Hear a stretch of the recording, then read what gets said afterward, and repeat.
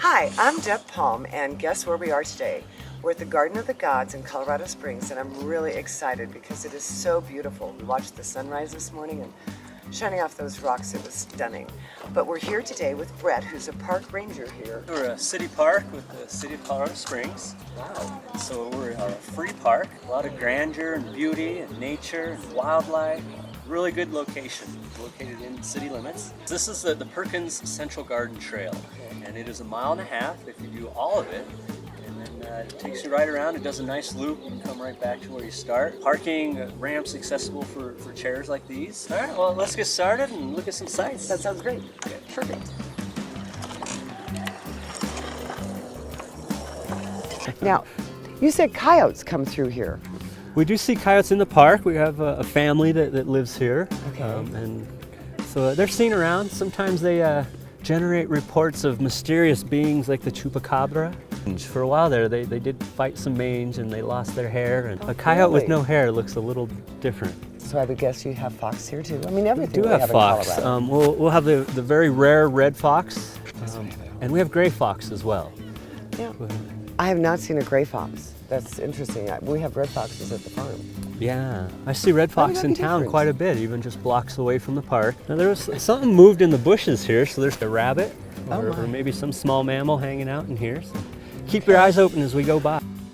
Well, are those sagebrush, or is that going to green up? The dry stuff here will green up. It's what's known as three-leaf sumac.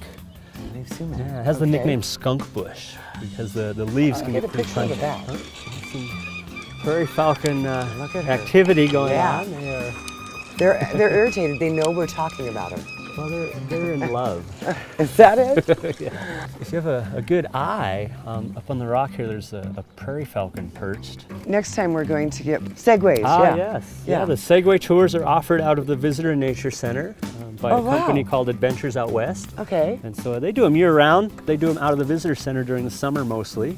I shouldn't sound like this, but every time I turn around, you know, you see this rock from one angle, but then when you're looking back on it, it's a whole different angle. Yes, yeah, they look completely They different. do. from It's like different a whole angles. different rock. Now, you know, it's funny because we rolled down this, and when I was up there, I thought that these rocks were really close together until you turn the corner, and now you're going, oh my goodness. Bigger space. It's much between them, wider you can than I notice. thought in my mind. If we were to look at the rocks in detail, we might notice cracks, a lot of different cracks. see And that. each crack is a little fault. That's what helped to stand these rocks vertical. They were flat on the ground. Okay. And then with mountain building processes over where the same area as Pikes Peak, Right. and the faulting, little by little, these rocks were stood up to stand vertical the way they are today. Amazing. And this is what's known as the Lions Formation, which is the same type of sandstone that makes up the Red Rocks Amphitheater. Well, I was Further thinking north. that they look very much like red rocks. Yes, yeah, the Flatirons, that same Yeah, formation, the holes in them. 325 feet high. Oh my goodness. Well, I can see why you love this place, and I can see why 2 million people come a year.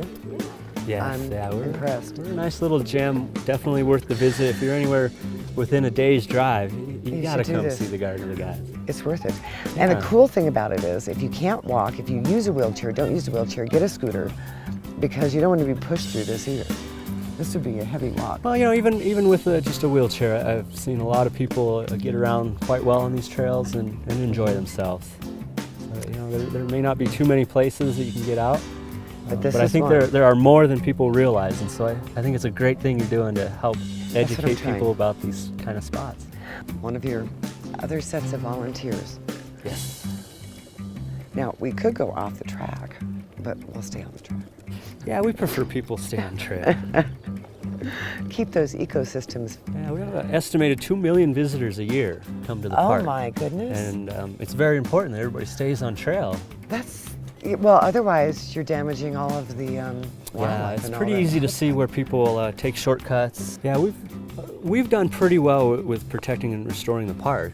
If you look at historic photos, you know, the area is bare. And it was grazed and browsed right down to the ground. And Just like you would if you were a rancher, you were farming it. I mean, that's what you do. yeah, It's- and you know, that was the mentality of the time. We've learned a Right. lot, and as we implement these kind of things to protecting our park, we can see the results after a few years. Yeah. So we do try to educate people to stay off. I mean, you can see how Just going off the trail a little bit I know. causes the damage. But you know, we've got organizations that help us, like the Rocky Mountain Field Institute. Okay. A great organization that people can volunteer to help, and they come out and they fix our trails. They fix the washouts. Wow. They make it look nice. They're a blessing for our park. You couldn't do it. We could couldn't you? take care of our park without our volunteers. I would bet. How long have the pavements been in? Because, like I said, I've been here probably 20, 30 years ago, and I don't remember any pavement. Yeah, this paved trail is it's great for accessibility. It takes in the Perfect. best part of the park. It does, and it doesn't change the beauty of the park. So I'm guessing, is this park open 365 days a year?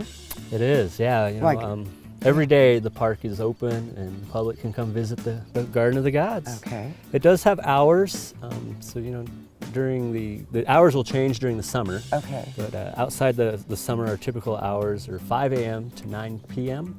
Okay. So you know, the park is always open a little after dark, so there's always Okay. plenty of time to enjoy the whole day here. Well, Brent, I cannot thank you enough for doing this with me today. My pleasure. And showing me how easy it is for people who have limited mobility, that they can get out and see an amazing park. Yes. And see almost all of it.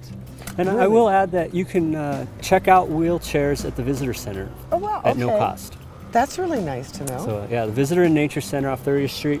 Okay, You can get a perfect. wheelchair there. Well, thank you again for everything it's my you've done. pleasure. I really appreciate it. You're welcome. Yeah, much.